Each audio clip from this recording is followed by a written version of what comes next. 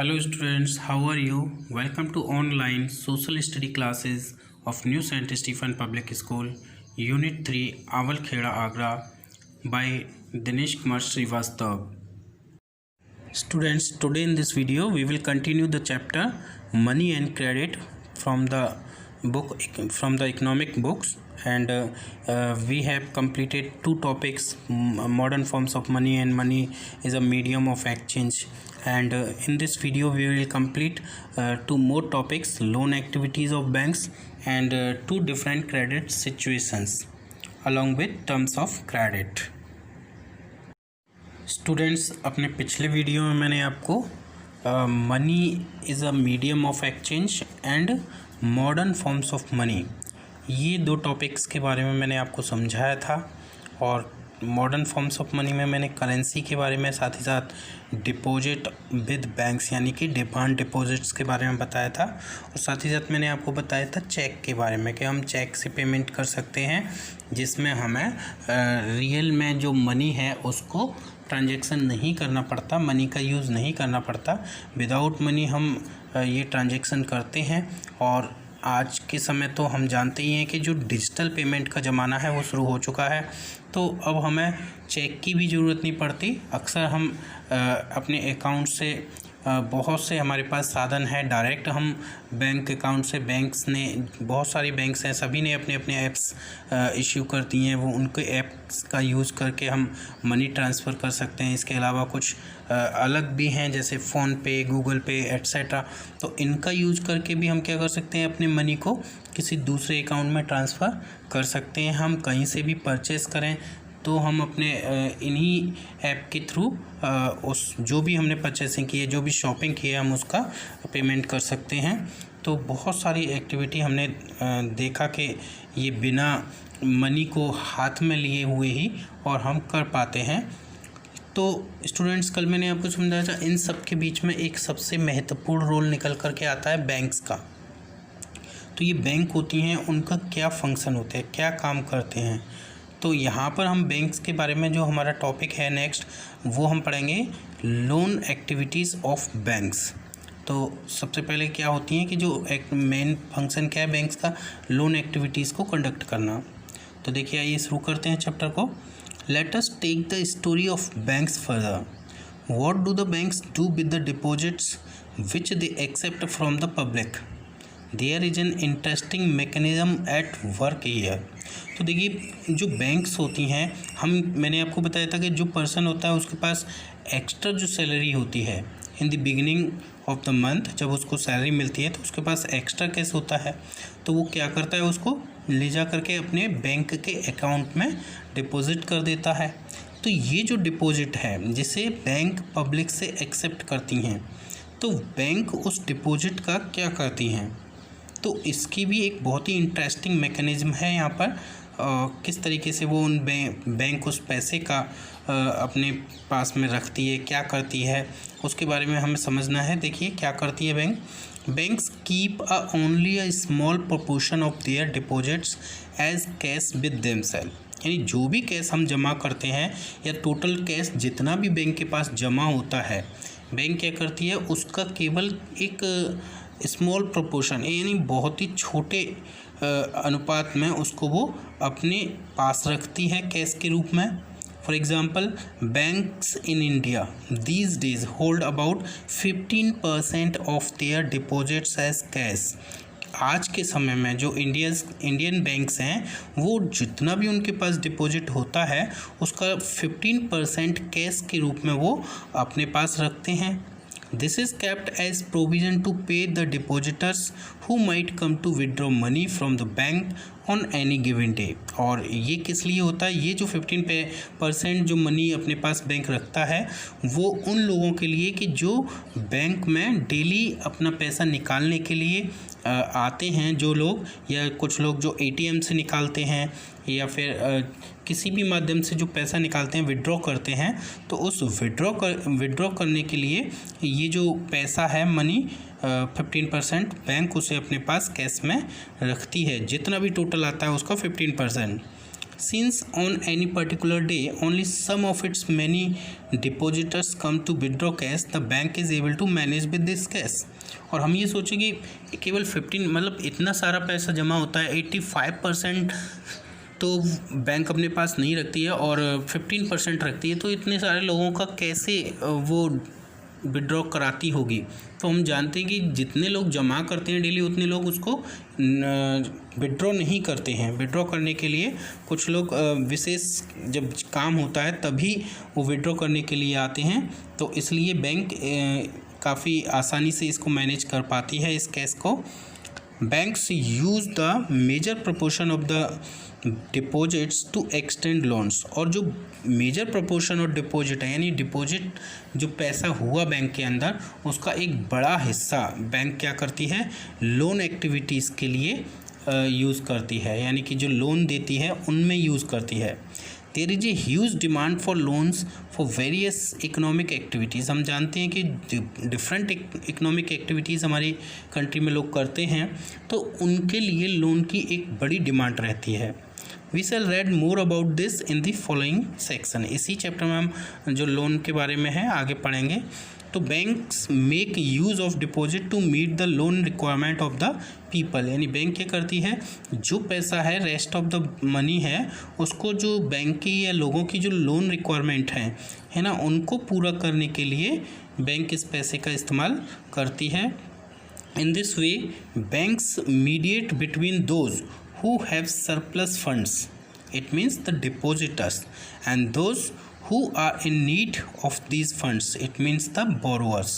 यानी ऐसे लोग जो डिपॉजिटर्स हैं और जो बोरोअर्स हैं, यानी डिपॉजिटर्स वो हैं जिनके पास एक्स्ट्रा मनी है, सरप्लस फंड है, और बोरोअर वो हैं जिनको फंड की आवश्यकता है।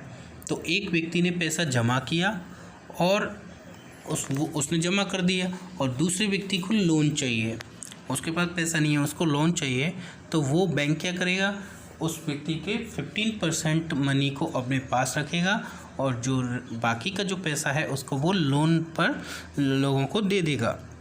तो banks charge a higher interest rate on loans than what they offer on deposits. तो बैंक्स की यहाँ पर देखिए इनकम क्या होती है। अब हमने कहा कि बैंक ने क्या किया, भाई पैसा जमा कर लिया लोगों का और जमा करके 15% अपने पास में रख लिया, जिससे कि जिनको भी अगर विड्रॉ करने की ज़रूरत है तो वो ले जाएंगे, और दूसरा 85% जो मनी बचता है वो उन्होंने लोन एक्टिविटीज़ में लोगों को दूसरों को देने के लिए दिया। तो अब हम यह सोचेंगे कि बैंक्स को इसमें क्या बेनिफिट होता है, बैंक को कैसे बेनिफिट होगा, और बैंक के जो एम्प्लॉयज़ हैं उनको सैलरी कैसे दी जाएगी। तो गवर्नमेंट उसी में से देती है। बैंक क्या करती है कि जैसे जो पैसा आप जमा करते हैं, आप डिपॉजिट करते हैं, तो उस पर जो इंटरेस्ट मिलता है आपको वो थोड़ा कम मिलता है, उसका चार्ज ऑफ इंटरेस्ट रेट काफ़ी कम रहता है। लेकिन जो पैसा लोन पर दिया जाता है, लोगों को लोन दिया जाता है, उस पर जो इंटरेस्ट रेट होती है वो काफ़ी हाई रहती है उसकी अपेक्षा। हालांकि जो पब्लिक प्राइवेट बैंक्स हैं या फिर जो दूसरे लोन देने वाले हैं उनकी अपेक्षा जो गवर्नमेंट बैंक्स हैं उनकी इंटरेस्ट रेट, लोन की इंटरेस्ट रेट फिर भी काफ़ी कम रहती है। लेकिन उनमें अगर हम कंपेयर करें कि वो जो ऑफ़र करते हैं डिपॉजिट्स पर इंटरेस्ट जो ऑफ़र करते हैं और लोन पर जो इंटरेस्ट वो लेते हैं, उनमें काफ़ी डिफरेंस होता है। The difference between what is charge from borrowers and what is paid to depositors is their main source of income. तो ये जो मेन सोर्स ऑफ इनकम है उनका, कि जितना वो चार्ज करते हैं, जो इंटरेस्ट रेट बोरोअर्स पर चार्ज करते हैं, जो लोन उधार लेते हैं, जो लोन लेते हैं बैंक से, और जो उनको देते हैं, जो डिपॉजिट्स करने पर जो इंटरेस्ट बैंक देती है, तो इन दोनों का जो डिफरेंस है वही जो बचता है वो गवर्नमेंट के लिए या बैंक के लिए सोर्स ऑफ इनकम होता है। तो ये आपको टॉपिक क्लियर हो गया होगा कि लोन एक्टिविटीज़ के बारे में, बैंक के बारे में। अब यहाँ पर देखिए हम पढ़ते हैं, नेक्स्ट टॉपिक लेते हैं, 2 डिफरेंट क्रेडिट सिचुएशंस। तो यहाँ पर हम दो डिफरेंट क्रेडिट सिचुएशंस के बारे में पढ़ेंगे। तो देखिए, एक क्रेडिट सिचुएशन आपको मैं दिखा दूँ कि एक होती है कि credit plays a vital and positive role in, या कह सकते हैं credit plays a very vital and positive role. यानी क्रेडिट क्या करता है, क्रेडिट मीन्स लोन, कि जो लोन है वो एक बहुत ही vital, we can say important and positive role play करता है। और दूसरा क्या है, credit pushes the borrower into a situation from which recovery is very painful. यानी क्रेडिट जो बोरोअर होते हैं यानी लोन लेने वाले, उनको एक ऐसी सिचुएशन में डाल देते हैं जहां से रिकवरी बड़ी ही पेनफुल होती है। तो ये हमें देखिए, इसको हम आज और इजीली समझते हैं। शुरुआत करते हैं। तो देखिए, A large number of transactions in our day-to-day activities involve credit in some form or the other। यानी हमारे जितने भी ट्रांजेक्शन होते हैं बड़ी संख्या में डे टू डे एक्टिविटीज़ में, उनमें कहीं ना कहीं क्रेडिट का कहीं ना कहीं रोल ज़रूर होता है, क्रेडिट इन्वॉल्व ज़रूर होता है। क्रेडिट मतलब loan refers to an agreement in which the lender supplies the borrower with money, goods और services in return for the promise of future payment. तो यहाँ पर क्रेडिट की डेफिनेशंस भी पूछ ली जाती है कि क्रेडिट क्या है। देखिए, तो क्रेडिट है, credit loans refers to an agreement, यानी ये एक ऐसा एग्रीमेंट होता है, समझौता होता है एक तरह का, जिसमें जो लेंडर है, लेंडर मतलब जो उधार देने वाला है, वो सप्लाइज द बोरोअर, वो बोरोअर को सप्लाई करता है क्या क्या, मनी करता है, गुड्स भी हो सकता है वो, और सर्विसेज भी होती हैं। और इन रिटर्न, और वो किस लिए सप्लाई करता है कि फ्यूचर पेमेंट होगा उसे। और जो ये फ्यूचर पेमेंट का कौन वायदा करता है, जो बोरोअर है वो फ्यूचर पे पेमेंट करने का उसका वायदा करता है।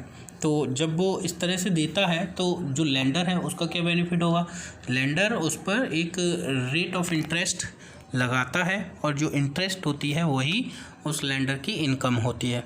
तो यहाँ पर हम देखते हैं कि मैंने अभी आपको बताया था कि जो क्रेडिट है उसके दो रोल होते हैं। एक तो वो बहुत ही इंपॉर्टेंट और पॉजिटिव रोल होता है, वो लोगों के लिए बेनिफिशियल होता है, और दूसरा रोल मैंने बताया कि वो बहुत ही पेनफुल होता है, उस लोन से जो रिकवरी होती है वो बहुत ही पेनफुल होती है। तो इसके लिए देखिए हमारे पास दो एग्जाम्पल हैं, उन दो एग्जाम्पल्स को लेकर के हम ये समझाते हैं आपको। तो फर्स्ट एग्जाम्पल लेते हैं, देखिए फेस्टिवल सीजन। तो समझें इसको, it is festival season 2 months from now and the shoe manufacturer Salim has received an order from a large trader in town for 3000 pairs of shoes to be delivered in a month time। यानी festival का season है, जैसे दीपावली वगैरह, ईद वगैरह, तो festival का season है 2 months from now, यानी अब से लगभग 2 महीने के बाद में। और एक शू मैन्युफैक्चरर है जिसका नाम है सलीम, उसको एक ऑर्डर रिसीव हुआ है एक बड़े ट्रेडर के द्वारा, यानी बड़े ट्रेडर ने उसको टाउन से, शहर से ऑर्डर दिया है कि वो 3000 पेयर ऑफ शूज़ उसको 1 मंथ के अंदर डिलीवर कर दे। To complete production on time Salim has to hire a few more workers for stitching and pasting work. तो अपने इस ऑर्डर को 1 महीने के अंदर पूरा करने के लिए, समय पर पूरा करने के लिए सलीम को क्या करना पड़ता है, उसको कुछ ज़्यादा वर्कर हायर करने पड़ते हैं स्टिचिंग और पेस्टिंग के वर्क के लिए। यानी जूते में स्टिचिंग और पेस्टिंग की जाती है, सिलाई की जाती है, उसको पेस्टिंग करने का काम किया जाता है, तो इसके लिए एक्स्ट्रा वर्कर वो हायर करता है।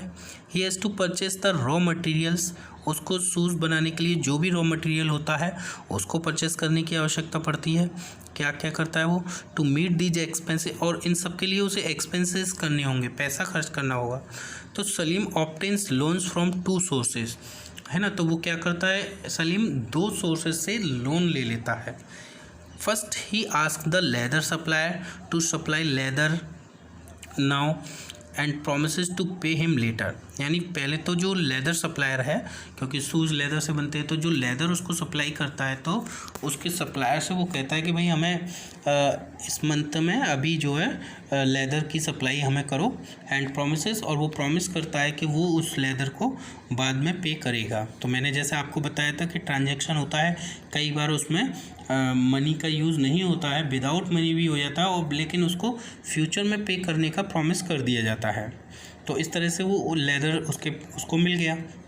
Second, he obtains loan in cash from a large trader as advance payment for 1000 pair of shoes with a promise to deliver the whole order by the end of the month.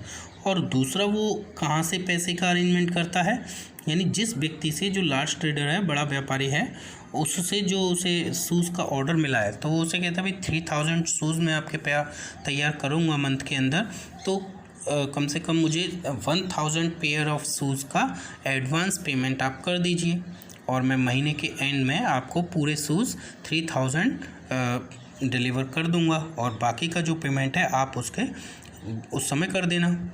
तो क्या होता है, वो पैसे भी उसे मिल जाते हैं। जो ट्रेडर है, जब आप ऑर्डर देते हैं तो हम जानते हैं, हम किसी भी चीज़ का ऑर्डर दें तो हमें एडवांस में भी पेमेंट करना पड़ता है। तो उसने 1000 शूज़ का पेमेंट पहले कर दिया, और फिर उसे 3000 shoes within a month मिल जाएंगे, और फिर वो 3000 शूज़ का बाकी के बचे हुए जो 2000 पेयर हैं उनका पेमेंट कर देगा। तो यहाँ पर उसके पास में क्रेडिट भी आ गया और बेनिफिट भी है उसे। यहाँ पर देखते हैं, at the end of the month Salim is able to deliver the order, यानी मंथ के एंड में उसने जो ऑर्डर था उसको डिलीवर कर दिया, make a good profit and repay the money that he had borrowed, और जो पैसा उसने बोरो किया था, जो एक लेदर सप्लायर से एक तरह से उसने लेदर लिया था, उसका पैसा दे दिया, और जो वर्कर्स हायर किए थे उनको भी शुरू में पैसा चाहिए था, तो जो 100 पेयर ऑफ शूज़ उसने लिए थे उसका पैसा जो लिया था, तो वो उसने अपने जो वर्कर्स जो हायर किए थे उनको पेमेंट कर दिया होगा, या जो दूसरे उसके लिए रिक्वायरमेंट की जो चीज़ें नहीं होंगी तो उनको उसने पेमेंट कर दिया होगा।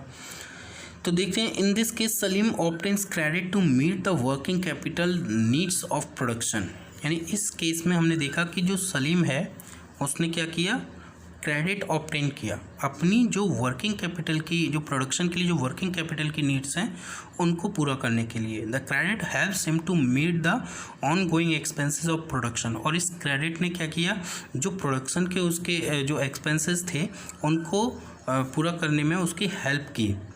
Complete production on time and thereby increase his earning, production को टाइम पर कंप्लीट करने में और साथ ही साथ उसकी जो अर्निंग है, उसकी जो इनकम है उसको इंक्रीज़ करने में उसकी मदद की। तो यहाँ पर हमने जो पहला हमने पढ़ा था कि credit therefore plays a vital and positive role in this situation.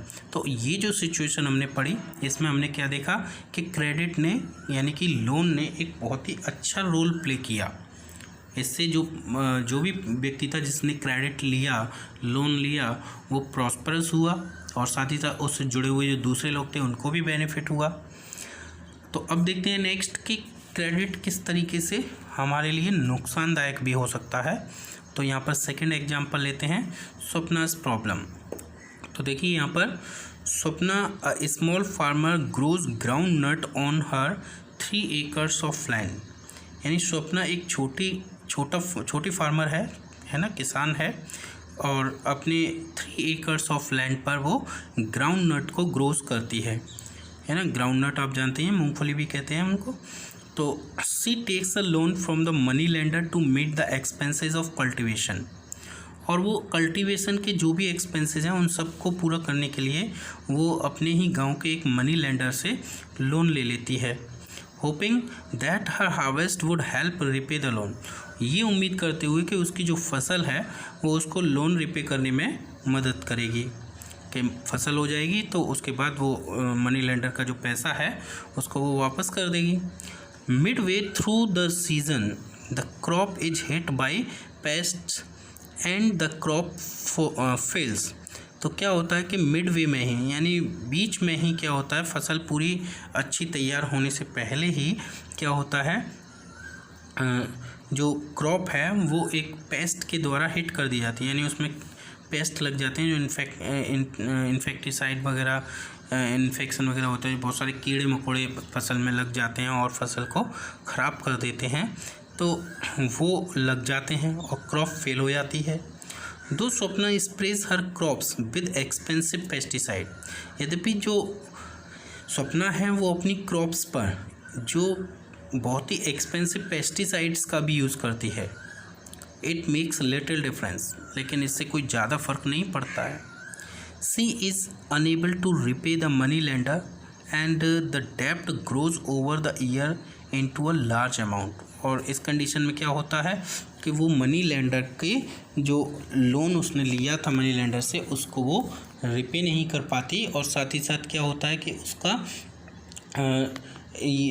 जो ईयर बाय ईयर है उसका जो लोन अमाउंट है वो बड़ा होता जाता है, क्योंकि जो ये मनी लेंडर होते हैं वो क्या करते हैं, कंपाउंड इंटरेस्ट लगाते हैं। कंपाउंड इंटरेस्ट आपको पता ही होगा, वैसे बैंक भी लगाती हैं।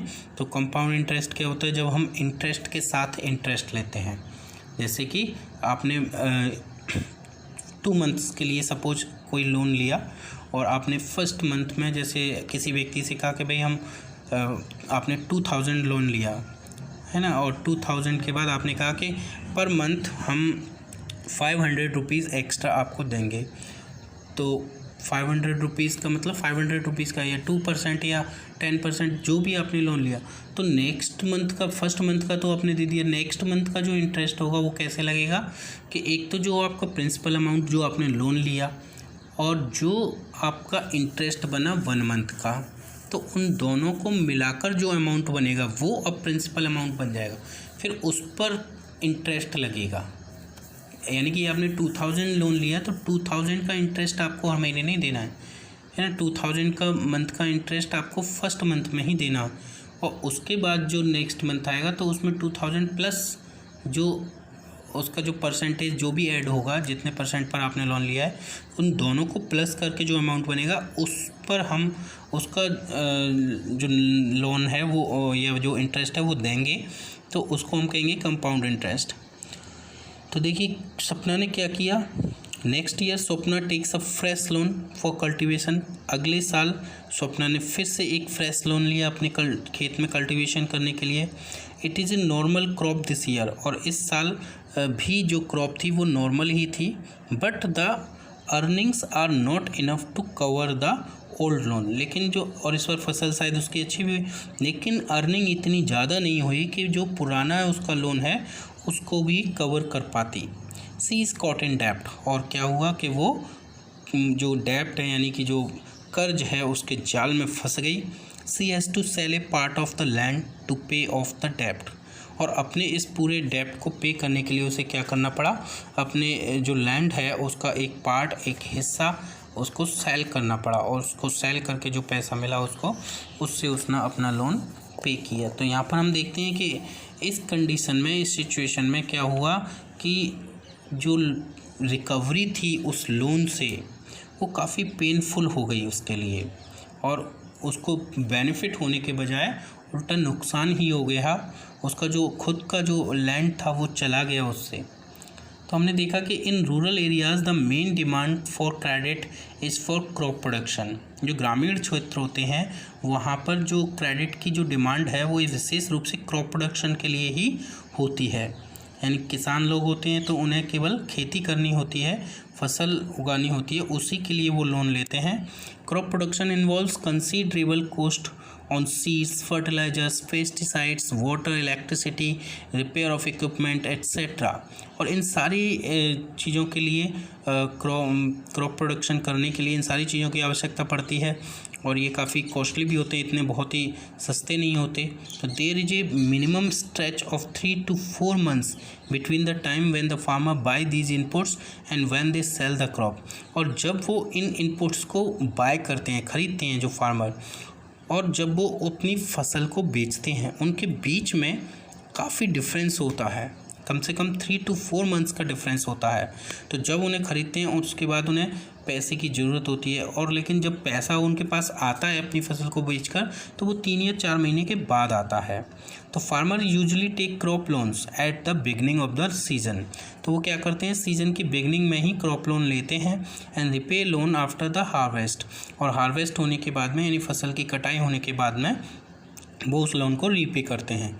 और repayment of the loan is crucially dependent on the income from farming. और ये जो रिपेमेंट है वो जो फार्मिंग से जो अर्निंग होती है फार्मर की, उसी पर डिपेंड करती है। कई बार मान लीजिए फसल बर्बाद हो जाती है, किसी भी तरह से ओले पड़ते हैं, बारिश होती है, आंधी आती है, या किसी भी तरह की जो नेचुरल आपदा है वो मान लीजिए आ जाती है, उसकी वजह से फसल बर्बाद हो जाती है, तो उनके लिए काफ़ी कठिनाई हो जाती है लोन को रिपे करने में।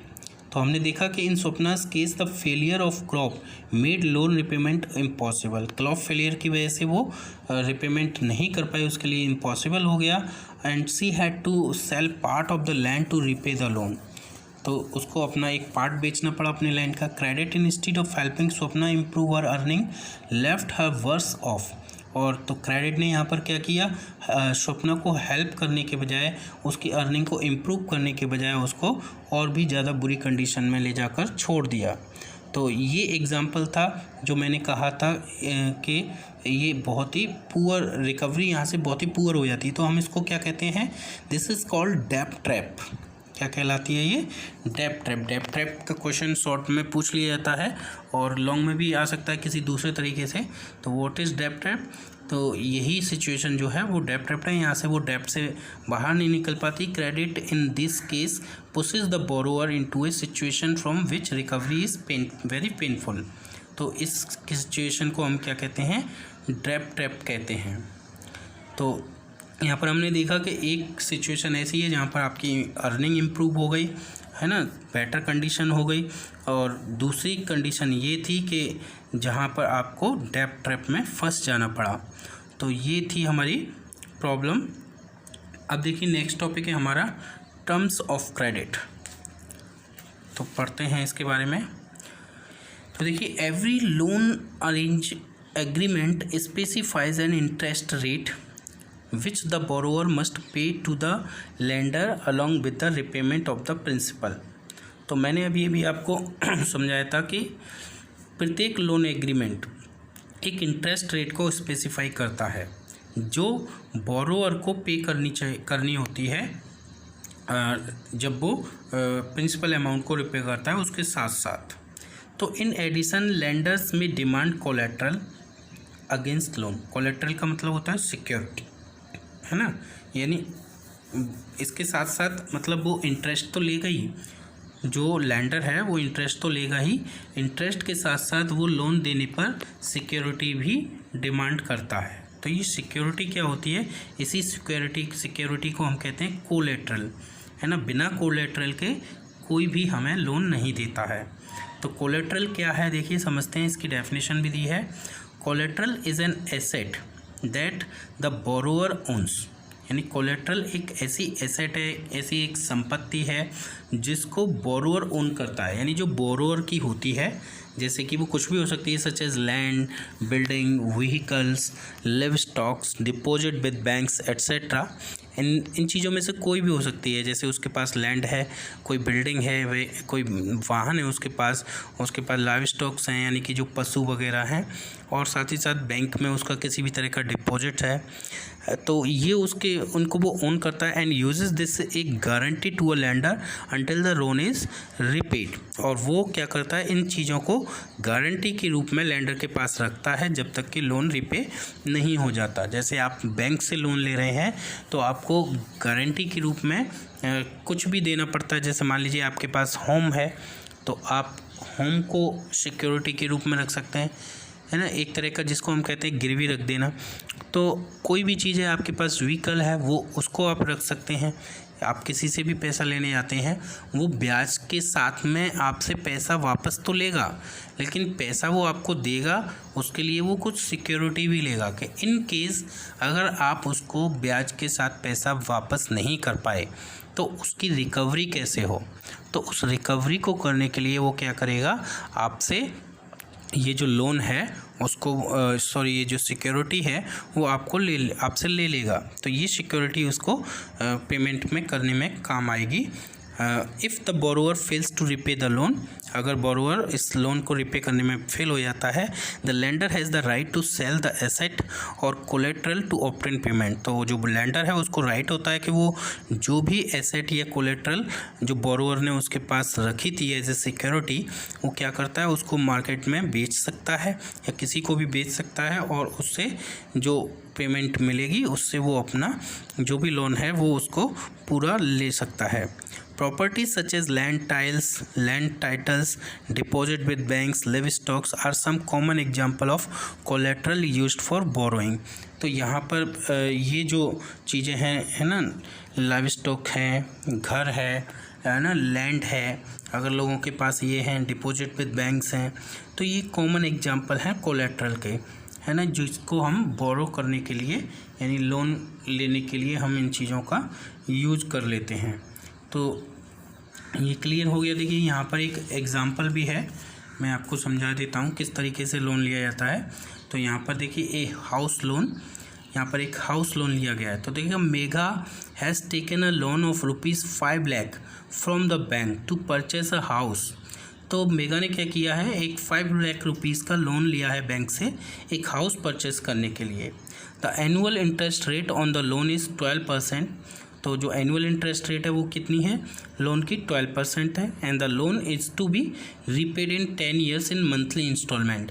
और जो लोन है वो कैसे रिपे किया जाएगा, 10 ईयर्स में उसको रिपे करना है मंथली इंस्टॉलमेंट पर, यानी कि जिसको हम EMI बोलते हैं, ईजी मंथली इंस्टॉलमेंट। तो Megha had to submit to the bank. तो मेगा को क्या क्या सबमिट करना पड़ा बैंक के सामने, documents showing her employment records, यानी अपने जो एम्प्लॉयमेंट रिकॉर्ड है, यानी जो भी जहाँ भी वो जॉब करती है तो उसके जो भी रिकॉर्ड हैं, जैसे बैंक की सैलरी स्लिप, तो ये उसको बैंक के उसको डॉक्यूमेंट्स सबमिट करने पड़े।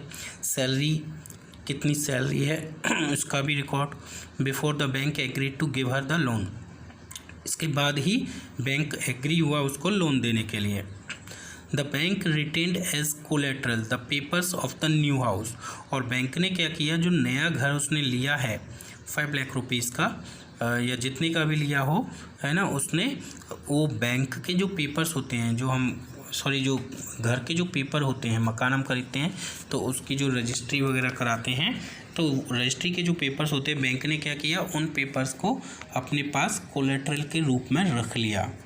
विच will be return to Megha only once he repays the entire loan with interest.